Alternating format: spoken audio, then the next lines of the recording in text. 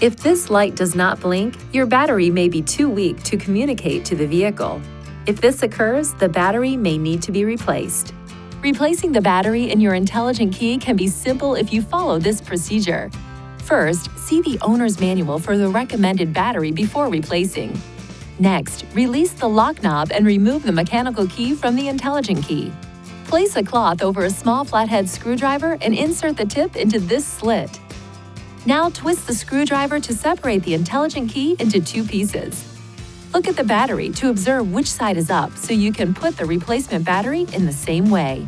Ensure your hands are clean and free from oil and grease before touching anything inside the key fob. Carefully hold the new battery by the edges every time you pick it up.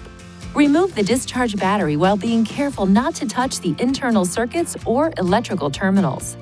Gently place the new battery into the intelligent key with the negative side oriented in the same direction you noted during removal.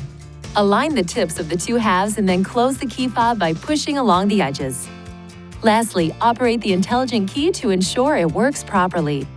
If you need assistance with replacement, it is recommended you visit a Nissan dealer.